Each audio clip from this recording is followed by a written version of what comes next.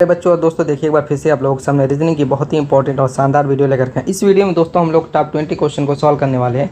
ये जो top 20 question है, ये सभी के सभी क्वेश्चन आपके SSC, railway, CTET, RPF, UP police constable, bank, BEd और भी बहुत सारे जो गवर्नमेंट जॉब के एग्जाम या फिर इंट्रेंस के एग्जाम होते हैं उनमें ये पूछे जाते हैं। तो दोस्तों मैं आप लोगों को एक चीज़ बता दूँ कि इसमें हर चैप्टर से, लगभग हर चैप्टर से क्वेश्चन उठाए गए हैं। आपका सीटिंग अरेंजमेंट का क्वेश्चन हो, ब्लड रिलेशन का क्वेश्चन हो, एज प्रॉब्लम का क्वेश्चन हो, वेन डायग्राम का क्वेश्चन हो, काउंटिंग फिगर का क्वेश्चन हो, या फिर देखिए आप लोगों के सामने इस टाइप के क्वेश्चन दिख रहे हैं, शब्द एनोलॉजी, नंबर एनोलॉजी, मिसिंग संख्या हो। यानी कि मैंने क्या किया, हर चैप्टर से कोडिंग डिकोडिंग का क्वेश्चन, हर चैप्टर से दोस्तों क्वेश्चन देखने को मिलेंगे। तो चलिए देर न करते स्टार्ट करते हैं। एक बात और मैं बता दूं कि सभी क्वेश्चन को हम लोग बेसिक कंसेप्ट और ट्रिक के साथ सीखने वाले हैं, ताकि अगर आप नए हैं तो भी आपको दिक्कत होने वाली नहीं है। तो चलिए स्टार्ट करते हैं। यहाँ पर पहला ही क्वेश्चन लेकर के आया हूँ मैं, दिशा और दूरी का। दिशा और दूरी के इस क्वेश्चन को करने से पहले मैं बताऊंगा दिशा और दूरी के थोड़े से डायग्राम को समझाऊंगा कि किधर कौन सा दिशा होती है। इससे क्या होगा कि आपको क्वेश्चन करने में आसानी हो जाएगी, आसानी क्या, सेकेंडों में आप सॉल्व कर लेंगे। देखिए दाईं साइड हमेशा पूरब को रखा जाता है और बाईं साइड पश्चिम को, नीचे हमेशा दक्षिण को रखा जाता है, ऊपर हमेशा उत्तर को। ये तो चार दिशाएं हो गई। लेकिन एग्जाम में या फिर जो आपका चैप्टर है उसमें जो और भी दिशाएं दी रहती हैं, 8 दिशाएं दी रहती हैं। 4 ये दिशाएं और 4 तिरछी वाली दिशाएं, मतलब ये बीच वाली उत्तर पूरब के बीच की जो दिशा होगी इसको हम उत्तर पूरब का नाम देंगे।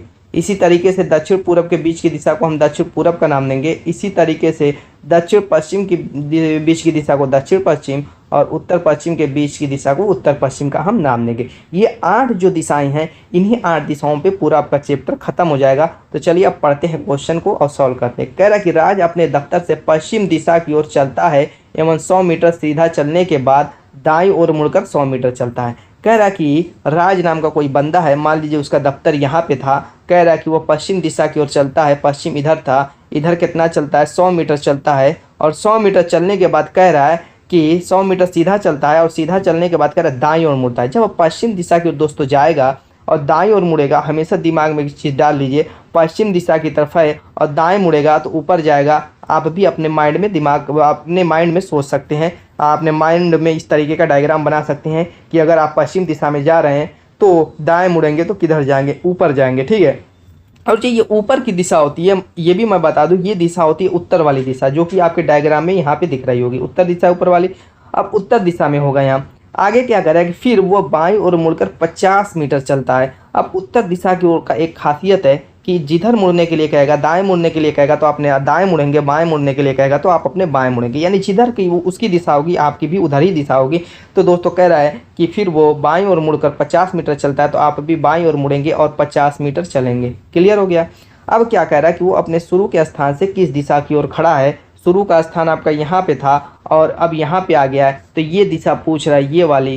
तो ये दिशा निकालने के लिए हम करेंगे क्या, सिंपल सा तरीका मैं बता देता हूँ। इस तरीके से आप जो है खींच लेंगे, दिशा वाला जो मैप, ये डायग्राम है, इस खींच लेंगे। वैसे तो डायरेक्ट सॉल्व कर सकते हैं, लेकिन इस ये समझाने के लिए मैं दिखा रहा हूँ ताकि इससे आपको पता चल जाए कि ये दिशा कौन सी दिशा हो सकती है। तो अब ये बताइए, इधर आपका पश्चिम है, इधर आपका उत्तर है और इधर आपका क्या है, पूरब है और नीचे आपका दक्षिण है। ठीक है, क्लियर है इतनी बात। तो वही कह रहा था कि अपने शुरुआती स्थान से, तो जिस स्थान पे पूछेगा वहीं पे एक्स वाई अक्षांश वाला ये डायग्राम हम बना देंगे और उत्तर पूरब पश्चिम इस तरीके से आपको पता ही है वो लिख लेंगे। अब ये जो दिशा है उत्तर पश्चिम के बीच की दिशा है, तो जाहिर सी बात है ये दिशा उत्तर पश्चिम ही होगी और तो कुछ होगी नहीं। तो ऑप्शन देखिए 4 इज द राइट आंसर। बात समझ में आएगी। ये डायग्राम बनाने की ज़रूरत नहीं है, यहीं से आपको समझ में आना चाहिए था कि ये उत्तर पश्चिम की दिशा, तिरछी वाली दिशा है। अब बनाने की ज़रूरत नहीं थी, समझाने के लिए मैंने बना दिया। क्लियर। नेक्स्ट देखते हैं। अब यहाँ पर सीटिंग अरेंजमेंट का क्वेश्चन है, इसको ध्यान से पढ़ेंगे। सारी चीज़ें देखिए, दिशा, दूरी, ब्लड रिलेशन, सीटिंग अरेंजमेंट, ये ऐसे क्वेश्चन होते हैं जिनको ध्यान से पढ़ेंगे उसी में ही उनका आंसर छिपा होता है। ठीक है, कुछ करना नहीं रहता है। चलिए चलते हैं, देखते हैं इसमें क्या कह रहा है कि 6 विद्यार्थी ABCDEF एक कतार में खड़े हैं। जैसे 6 व्यक्ति थे, 6 विद्यार्थी 1 2 3 4 5 6 इस तरीके से एक कतार में खड़े हैं। तो हमें अभी खड़ा नहीं करना है, मैं समझाने के लिए दिखाते इस तरीके से खड़े हैं, तो आप भी इसी तरीके से खड़ा करेंगे। तो चलिए शुरू करते हैं। मान लीजिए कि एक कतार थी, तो हमेशा देखिए जो है दायां और बायां जो आपका है वही मानेंगे। दायां जिधर आपका है उधर दायां ले लेंगे, जिधर आपका बायां उधर बायां ले लेंगे। इसका ये फ़ायदा होता है कि कन्फ्यूज़न नहीं होगी, कभी भी कन्फ्यूज़न नहीं होगी दाएं बाएं की, अगर ये मान लेंगे तो। अब यहाँ पर कह रहा है कि ABCDEF 6 विद्यार्थी कतार में खड़े हैं। कह रहा है कि B जो है F और D के बीच में है। क्या कह रहा है कि B जो है F और D के बीच में है। इस तरीके से F और D है, बीच में B है। तो दोस्तों एक और कंडीशन बन सकती है, D इधर हो सकता है और B बीच में होगा और F इधर होगा। एक कंडीशन तो ये भी बन सकती है, F D के बीच में B है। ये भी तो कंडीशन बन सकती है, D और F के बीच में B है। दोनों कंडीशन बन सकती है। तो चलिए इसको इधर रखे रहिए, देखते हैं कौन सी सही है कौन सी गलत है। वैसे तो कोई भी लेकर के सॉल्व कर सकते हैं। उसकी वजह ये है कि इस क्वेश्चन में कहीं दायां बायां दिया ही नहीं है कि कौन किसके दाएं कौन किसके बाएं। पूरे क्वेश्चन में देखिए कहीं नहीं दिया है। तो इसलिए किसी भी एक को आप ले करके क्वेश्चन को सॉल्व कर सकते हैं। चलिए हम इसी को ले लेते हैं जो ऑलरेडी मौजूद है, FBD। आगे क्या कह रहा है, E जो है A और C के बीच में है। क्या कह रहा है कि E जो है A और C के बीच में, इसमें भी दो कंडीशन बन सकती है। जैसे C इधर हो सकता है, E तब भी बीच में रहेगा, A इधर रहेगा। दो कंडीशन, इसमें भी कोई एक लेकर के ही हम सॉल्व करेंगे, दोनों लेकर के तो सॉल्व करेंगे नहीं। चलिए आगे पढ़ते हैं, सारी चीज़ें अभी क्लियर हो जाएंगी। आगे कह रहा है A जो है F या D के बगल में खड़ा नहीं है। A जो है यानी कि ये अगर ऊपर वाला हम लेते हैं तो AEC इस तरीके से बनेगा। और पहले ही कह दिया कि जो A है ना D के बगल में खड़ा है ना F के बगल में खड़ा है। तो इस तरीके से रखने पर A जो है D के बगल में खड़ा हो जा रहा है, तो उस हिसाब से हमें सेट करना है। आगे भी एक और सेंटेंस पढ़ लीजिए, उसके बाद सेट करेंगे। आगे कह रहा है कि C जो है D के बगल में खड़ा नहीं है। अब C जो है D के बगल में खड़ा नहीं है, अगर इसको हम लेके इस तरीके से रखते हैं CEA, तब भी ये गलत हो जाएगा क्योंकि C D के बगल में खड़ा हो जाएगा। मान लीजिए A तो D और F के बगल में खड़ा नहीं होगा, बात वो पहले सेंटेंस वाली सही होगी, लेकिन C तो D के बगल में हो जाएगा, तो ये गलत हो जाएगा। यानी कि हम कौन सा लेंगे मैं बता रहा हूँ। देखिए अब जो है हम क्या करेंगे, इस पहले वाले को लेंगे, पहले वाले को लेकर के इधर रखेंगे AEC। अब ये पहला सेंटेंस कह रहा था कि A F और D के बगल में खड़ा नहीं है, तो बिल्कुल बात सही है। A तो यहाँ पे है तो F और D के बगल में नहीं आया। और साथ ये दूसरा सेंटेंस कह रहा था कि C जो है D के बगल में खड़ा नहीं है, तो देखिए C कहाँ D के बगल में हो, तो F के बगल में C अब खड़ा हो गया है। तो प्रॉब्लम सॉल्व हो गई, क्लियर हो गई सारी बातें। चलिए अब ये आपका सेट हो चुका है। अब क्वेश्चन क्या कह रहा है, आंसर देना सिर्फ कह रहा है कि बताएं कि F निम्नलिखित में से कौन से जोड़े के बीच में खड़ा है। कौन सा F यहाँ पर है, देखिए इसके बगल में इधर C है इधर B है, तो C और B के बीच में F है कि नहीं है, तो B C कहिए या C B कहिए। तो देखिए option 1 is the right answer, B और C के बीच में F है। चलिए चलते हैं अगले क्वेश्चन की तरफ। यहाँ पर गणितीय संक्रिया क्वेश्चन है। करे यदि x% बराबर y square minus x square, $y बराबर x भागे y स्क्वायर, x y बराबर 2xy हो तो इसकी वैल्यू पूछ रहा है। तो इसमें हमें करना क्या है उस पर ध्यान दीजिए। देखिए मान लीजिए कि ये दिया हुआ है महिला में, उसके बाद छोटे कोष्टक में 13% 5 बंद हो गया, उसके बाद डॉलर दिया हुआ है, ठीक है, उसके बाद 6 दिया हुआ, उसका मझला है, और उसके बाद हैश क्या है 15। इसको सॉल्व करना है। कैसे सॉल्व करेंगे अब मैं बता रहा हूँ। देखिए थोड़ा सा दिमाग लगाना है, बहुत ज़्यादा नहीं लगाना। एक एक पार्ट को लेकर के चलेंगे। पहले हम लेकर के चलेंगे इस पार्ट को, देखिए इस वाले पार्ट को 13% 5 को, इसको लेकर के चलेंगे। अब यहाँ पर x% y बराबर दिया हुआ y square minus x square, तो यहाँ पर हम 13 को x मान लेंगे और 5 को y मान लेंगे और यही वाला समीकरण लगा देंगे, यानी x% y बराबर y square minus x square हो जाएगा। y स्क्वायर क्या है 5 है, तो 5 का स्क्वायर हो जाएगा और माइनस 13 का स्क्वायर हो जाएगा, यानी एक्स स्क्वायर। देखिए वही सूत्र यूज़ कर रहा हूँ, x% y बराबर जो सूत्र दिया हुआ वही यूज़ कर रहा हूँ, ठीक है। अब मझला कोष्टक लगा देंगे, लगाने के बाद डॉलर है, डॉलर लगा देंगे, 6 दिया हुआ है। बाकी का जो काम जो दिया हुआ है वैसे ही हम पहले लिख लेंगे,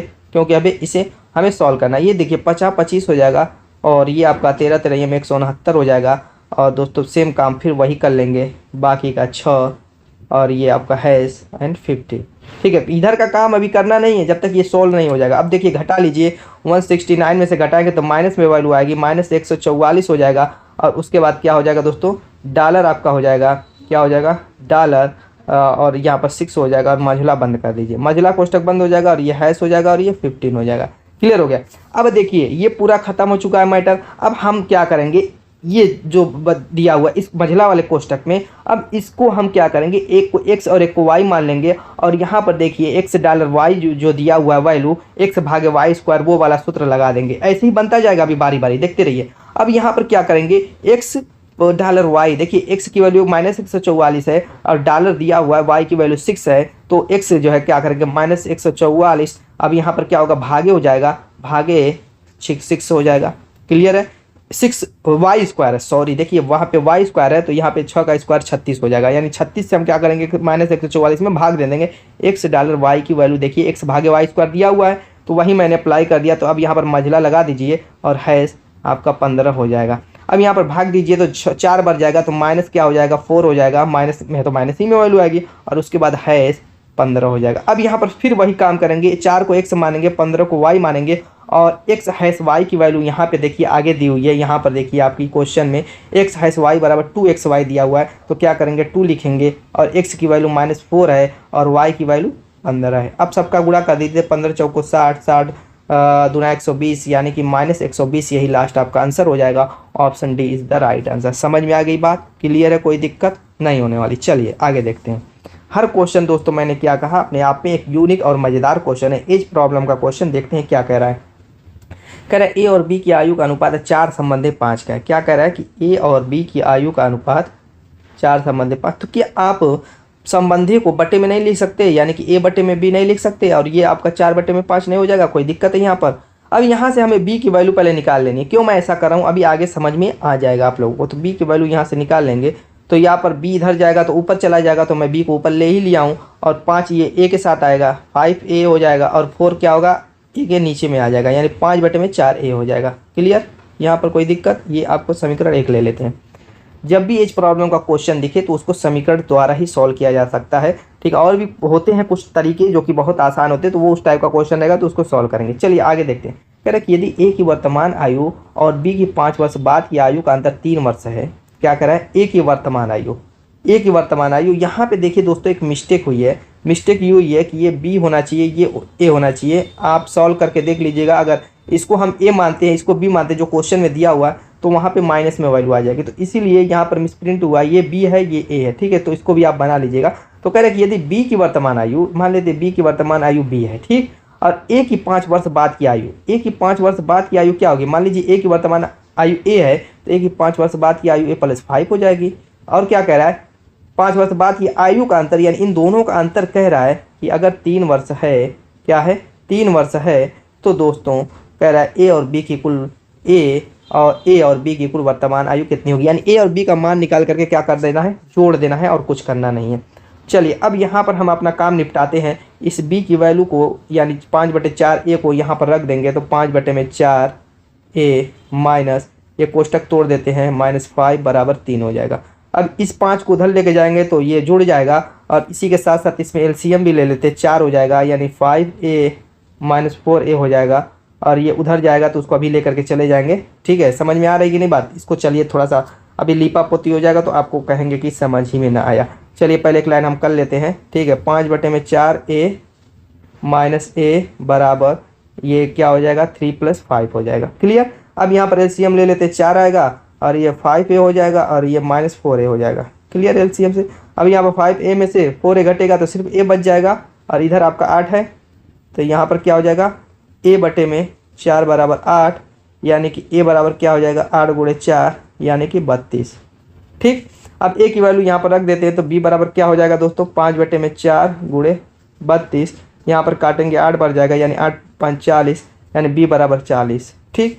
अब यहाँ पर दोस्तों a + b की वैल्यू हमें निकालनी है। a और b का मान निकल गया है तो क्या है? 32 + 40 बराबर 72। Option B is the right answer.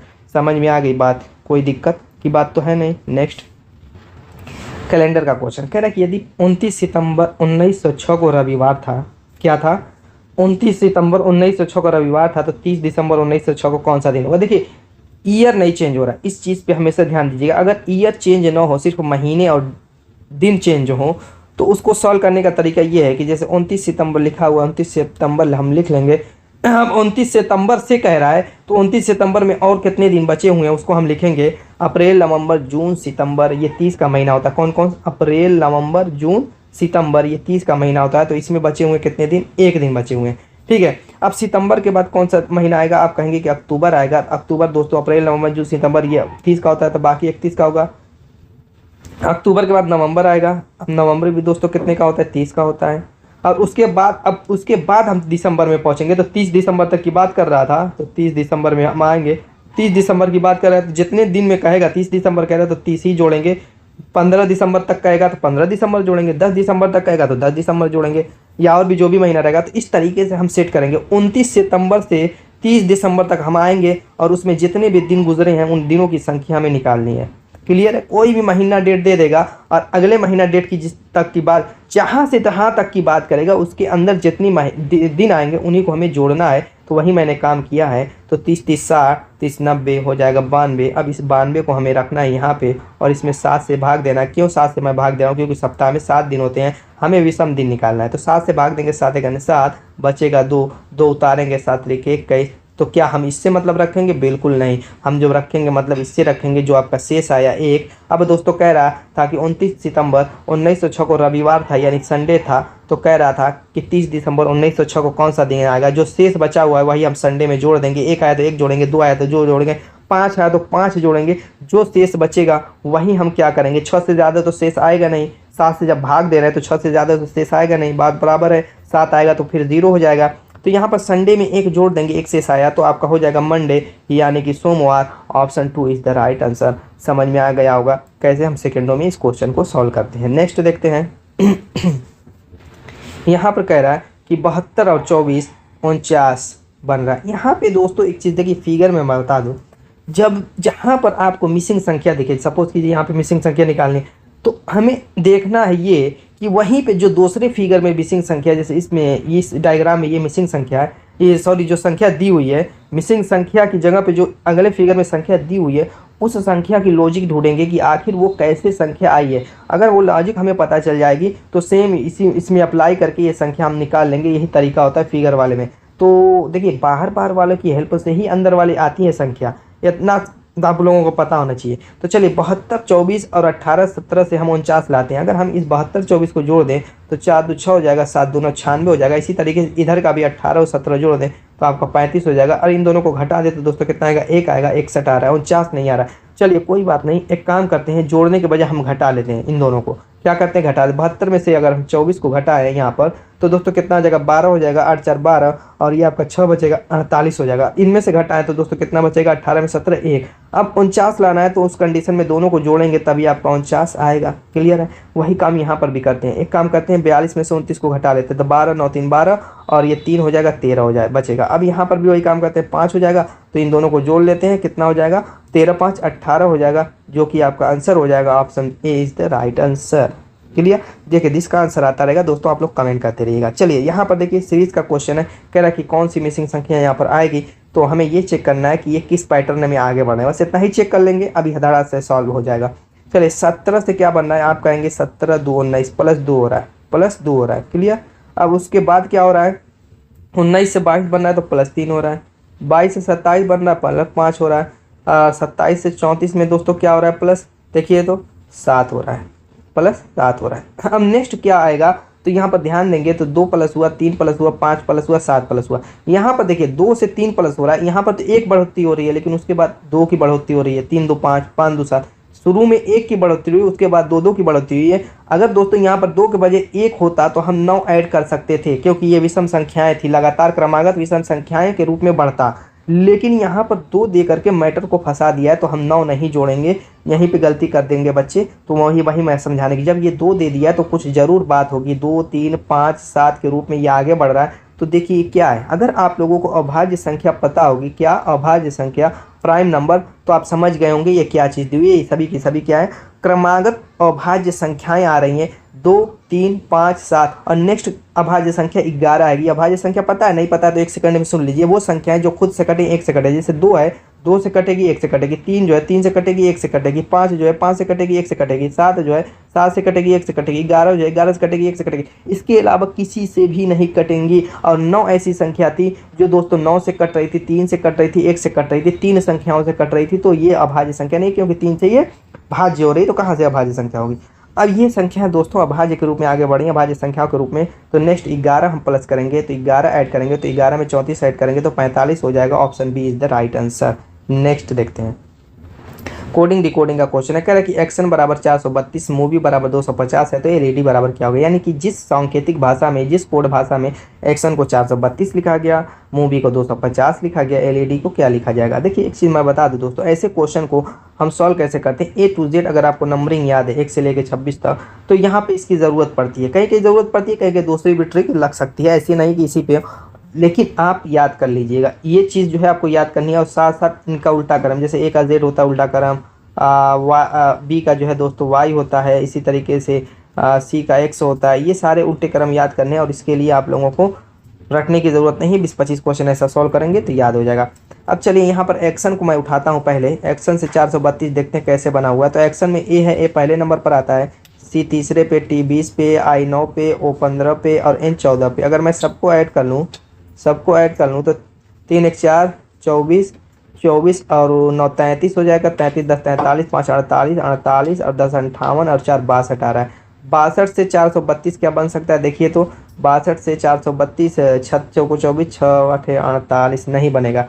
62 से 432 नहीं बनेगा तो क्या करेंगे, कुछ और सोचेंगे। ठीक है, ये तो नंबरिंग वाली हमने ट्राई किया, नहीं बना, कोई बात नहीं। अब यहाँ पर देखिए काम ये कर सकते हैं कि देखिए 1 2 3 4 5 6 कितने अल्फ़ाबेट हैं एक्शन में, आप कहेंगे 6 अल्फ़ाबेट का यूज़ किया गया। अगर मैं 6 का क्यूब कर दूं तो आप कहेंगे कि 216 होगा, और 216 में 2 का गुणा कर दूं तो आप कहेंगे 432 हो जाएगा, यानी आ गया 432। यही काम मूवी में भी करेंगे। मूवी में कितने अल्फ़ाबेट हैं, 1 2 3 4 5, मूवी में 5 अल्फ़ाबेट है, उसका मैं क्यूब करूंगा तो 50 25 5 125 हो जाएगा, और इसका मैं दूना करूंगा तो हो जाएगा 250।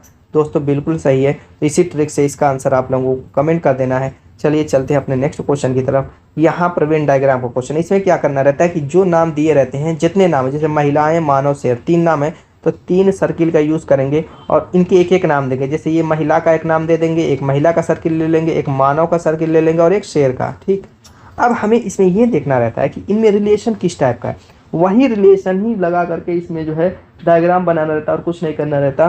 तो चलिए बना लेते हैं फटाफट। देखिए मानव के अंतर्गत महिलाएं आती हैं, लेकिन टोटल महिलाएं देखिए अंदर महिला होगी और बाहर मानव होगा। क्यों?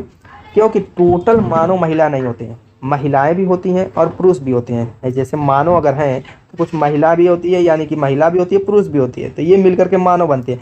सभी मानव तो महिला हो नहीं सकती, तो इसीलिए कुछ इस टाइप का महिला को क्या करेंगे, मानव के अंदर डाल लेंगे, यानी ये महिला हो गई, ये किसके अंतर्गत आएगी, मानव के अंतर्गत होगी। अब बाकी बचा हुआ शेर मानव से कोई रिलेशन नहीं है, ये तो एनिमल में आता है, एनिमल कैटेगरी में, तो शेर को हम क्या करेंगे, अलग रख लेंगे। तो दोस्तों इस तरीके का डायग्राम बनेगा जो कि ऑप्शन ए में दिख रहा है। चलिए अगला देखते हैं। यहाँ पर दोस्तों अल्फ़ाबेट मिस किया है, तो इसका तरीका ये है कि इसको हम लिखेंगे AEJ मिसिंग और W, और इसकी नंबरिंग कर देंगे 1 5 J 10 और ये मिसिंग और W 23। अब इसमें सेम वही लॉजिक अप्लाई करेंगे जो कि अभी मिसिंग संख्या में अप्लाई किए थे, जो सीरीज़ वाली थी, जो किस पैटर्न में ये बढ़ रही है। देखिए पहले 4 हुआ, फिर दोस्तों क्या हो रहा है आपका +5 हो रहा है, फिर क्या हो रहा है वो हमें नहीं पता, लेकिन देखिए 4 प्लस हुआ, 5 प्लस हुआ, तो हो सकता है कि नेक्स्ट 6 प्लस हो, ट्राई करेंगे, हो सकता है, मे भी, जरूरी नहीं कि यही काम कर जाए। अब अप्लाई करने के बाद फिर हम अगर अगला देख लेंगे कि +7 हो रहा है कि नहीं, तो समझ जाइए बिल्कुल सही है। देखिए 4 5 6 7 कट एकदम पैटर्न में सही बन रहा है। तो पहले 6 ऐड करके देखेंगे कि क्या हमारा काम कर रहा है। 6 जोड़ेंगे तो 10 6 16 हो जाएगा, और 16वें स्थान पे आता है P। ठीक है, अब यहाँ पर 16 में 6 दोस्तों ऐड करेंगे, ये 7 ऐड करेंगे तो क्या 23 आ रहा है, बिल्कुल 23 भी आ रहा है, और P ऑप्शन में भी दिया हुआ, option D is the right answer, यानी बिल्कुल सही ये काम कर गया, कहीं से गलती नहीं दिखी। चलिए नेक्स्ट देखते हैं। यहाँ पर काउंटिंग फिगर से रिलेटेड है, कह रहा निम्न आकृति में त्रिभुज की संख्या ज्ञात कीजिए। इसमें त्रिभुज की संख्या निकालनी है, बहुत इजी है, सिर्फ दिखा जानवर का चित्र बना करके आपको डराने की कोशिश कर रहा है, कुछ है नहीं, सिर्फ यही एक तरीका जान जाइए कि इसमें त्रिभुज की संख्या कितनी होती है। जैसे यहाँ पर नंबरिंग करेंगे तो इन दोनों को जोड़ लेंगे 3, यानी इस टाइप का अगर फिगर कहीं पर भी दिखे समझ जाए उसमें 3 त्रिभुज है। यहाँ पर आप लोगों को दिख रहा होगा जैसे ये वाला, तो इसमें 3 त्रिभुज है। बाकी आपको इसके देखिए उल्लू दिया हुआ, उल्लू के कान है, उल्लू को जो कान दिए उस पर ध्यान देंगे तो 2 त्रिभुज एक कान में बने हुए हैं, एक कान में 2 त्रिभुज हैं, बने कि नहीं, एक छोटा वाला एक बड़ा वाला, देखिए एक बाहर वाला एक अंदर वाला, 2 त्रिभुज है। तो यहाँ पर इसमें भी 2 हैं, इसमें भी 2 हैं, इसमें भी 2 हैं, और बाकी एक नाक अगर उल्लू की देखेंगे तो वहाँ पर एक त्रिभुज दिख रहा है, यानी टोटल अब जोड़ लेंगे तो 5 3 8, 8 से ज़्यादा कहीं आपको त्रिभुज नहीं दिख रहा होगा, option B is the right answer. Next देखते हैं, इसका आंसर कीजिए। देखिए कह रहा कि रिक्त का स्थान जैसे खाली से वैसे दीर्घाकार का स्थान किससे होगा, यानी कि दोस्तों कहीं ना कहीं मुझको लग रहा है कि सिनोनिम दिया हुआ है, यानी कि सेम टू सेम। रिक्त मतलब खाली होता है, यानी उसका अर्थ ही दे दिया है, रिक्त मतलब खाली। वैसे दीर्घाकार, दीर्घ मतलब क्या होता है, बड़ा, तो उसी हिसाब से ही हमें यहाँ पर पुट करना है। चलिए करते हैं, देखते हैं। यहाँ पर न्यूनतम है तो ये होगा नहीं, विशाल बिल्कुल होगा, विशाल ही होगा, ये इसका मतलब भी बड़ा होता है। पर्याप्त, वृत्ताकार ये सब नहीं होंगे, विशाल ही होंगे। तो आप चेक कर लीजिएगा कि आपका आंसर सही है कि नहीं। नेक्स्ट देखते हैं। यहाँ पर कह रहा है दोस्तों कि खाली जगहों को पूर्ण करना है। इस टाइप के जो है क्वेश्चन में हम क्या करते हैं, इसको 3, 4, 5 के पैटर्न में तोड़ देते हैं। और इसके तोड़ने का तरीका ये है कि हम यहीं से चेक करेंगे। चेक करना है कि इसमें कितने, सबसे पहले कितने अल्फ़ाबेट का यूज़ किया गया। देखिए पी है, आर दिख रहा है, वाई दिख रहा है, ए दिख रहा है और जेड दिख रहा है।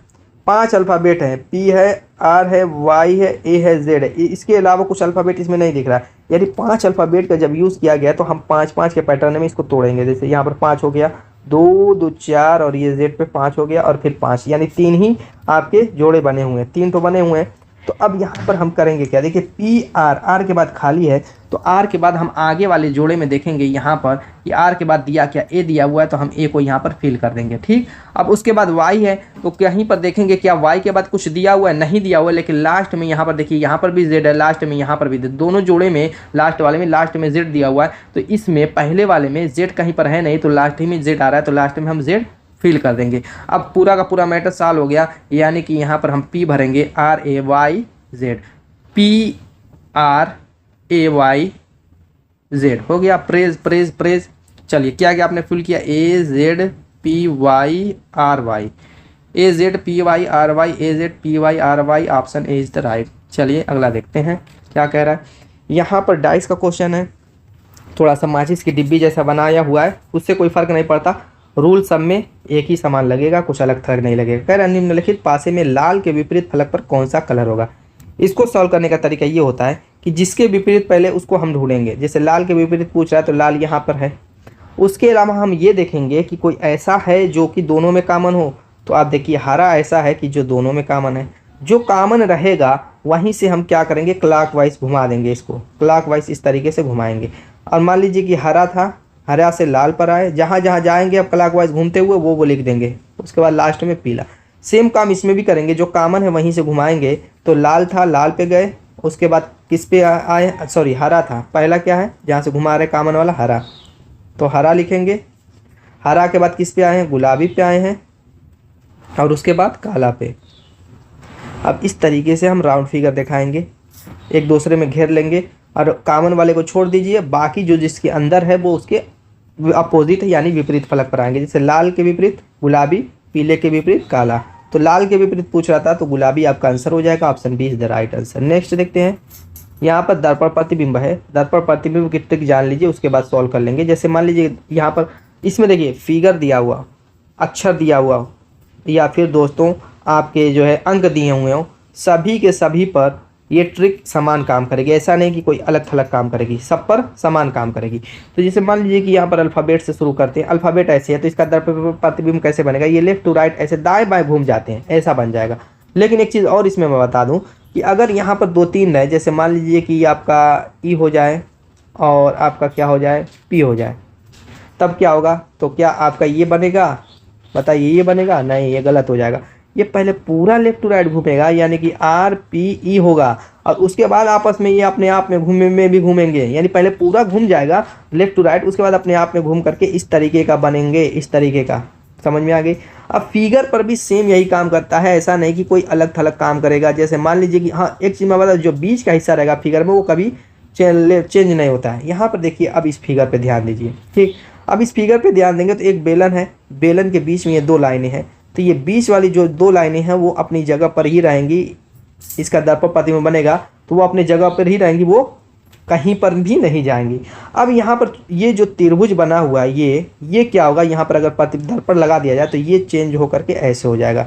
यानी क्या होगा, ये वाला जो त्रिभुज का हिस्सा दिख रहा है कोना वाला, ये आपका ऐसे हो जाएगा। क्लियर।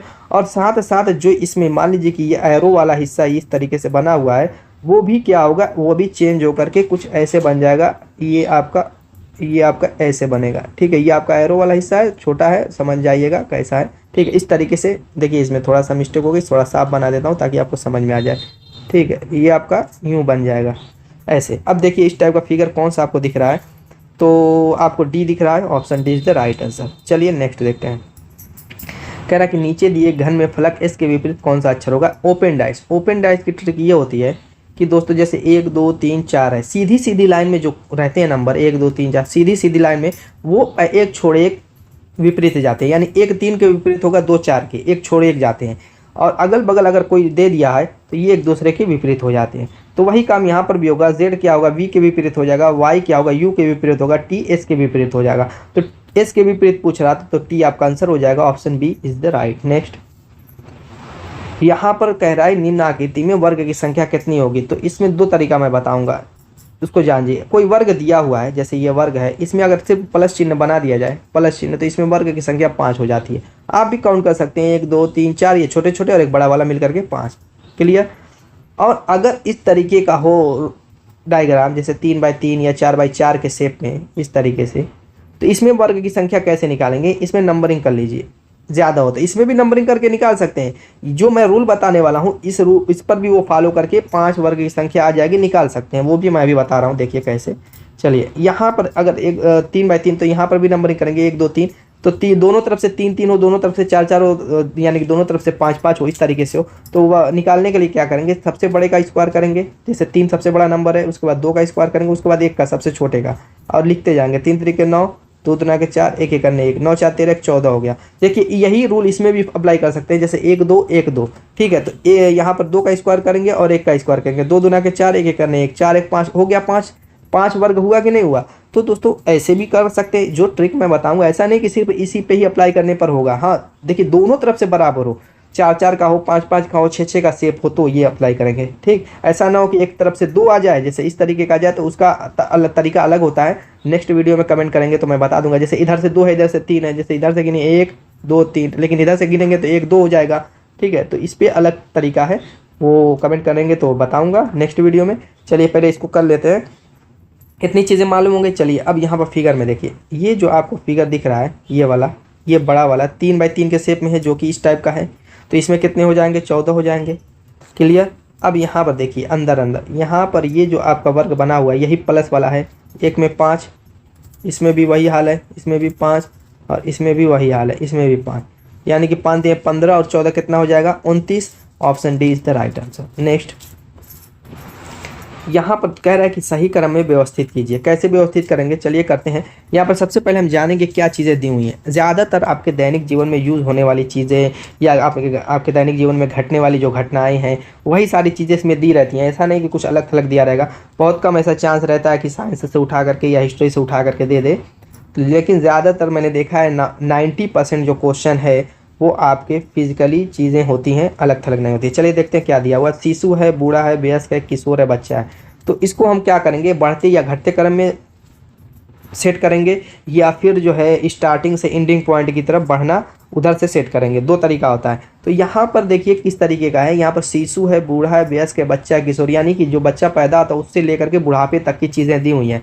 तो सबसे पहले जो बच्चा पैदा उसको क्या कहते हैं? शिशु कहते हैं, तो हम शिशु 1 नंबर वाला लिख देंगे।